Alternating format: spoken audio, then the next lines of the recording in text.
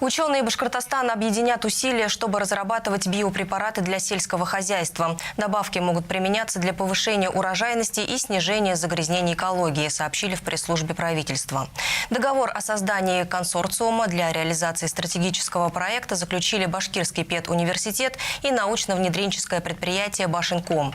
Как рассказали в ВУЗе, специалисты БГПУ уже много лет ведут разработки в сфере альгологии, науки о водорослях. Ученые создают экологически безопасные стимуляторы роста, биопестициды и другие биопрепараты. Это направление развивается в рамках участия в программе «Приоритет-2030». Те достижения, которые мы сейчас видим, позволяют надеяться на то, что чисто из теоретических разработок мы уже можем выйти в практическое их применение. Последние годы наши опыты показали, что биотехнология на основе водорослей, цианобактерий позволяют не просто повысить урожайность тех или иных культур, но и благотворно влияет на почву.